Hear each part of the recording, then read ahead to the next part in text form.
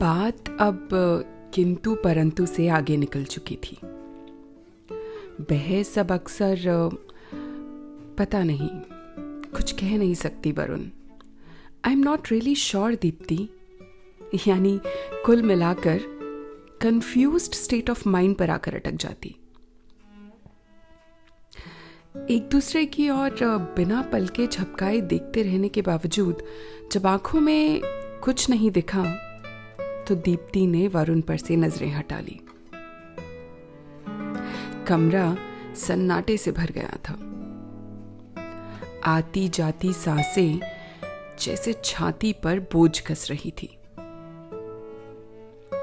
ऐसे माहौल में दरवाजे पर हुई खटखटाहट यूं लगा जैसे डूबते को तिनके का सहारा।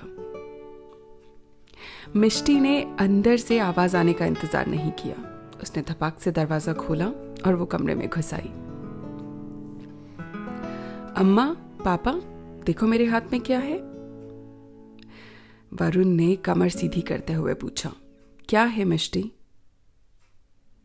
अम्मा, I have a surprise for you. तुम कल मेधा मासी से फोन पर कह रही थी ना, ऐसी सिचुएशन में तुम्हें लगता है कानपुर ही तुम्हें बचा सकता है, यानी तुम्हें कानपुर वाले घर की बहुत याद आ रही थी। सो इसलिए मैंने तुम्हारी और अपनी ट्रेन की टिकट्स बुक करवा ली हैं कानपुर के लिए। पापा की टिकट्स नहीं करवाई क्योंकि पापा तो लॉकडाउन में भी फुल ऑन ऑफिस का काम कर रहे हैं। ठीक किया पापा।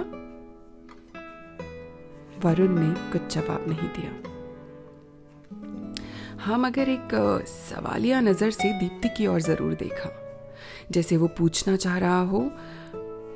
मुझे लगा हम अभी कंफ्यूज्ड स्टेट में हैं। स्टेशन पर से अगर गाड़ी छूट जाए तो इतनी फिक्र की बात नहीं, गाड़ी और आ जाएगी। हम अगर गाड़ी में बैठकर शहर का हमेशा के लिए छूटने वाला ख्याल सताने लगे तो जरा फिक्र की बात है। वरुण को इस वक्त कुछ ऐसी ही फीलिंग हो रही थी। उसे लग रहा था दीप्ति का इस बार कानपुर जाना मानो कभी ना लौट कर आने के लिए हो। मिष्टी कमरे से बाहर चली गई, मेज पर टिकट्स के प्रिंट आउट रखकर,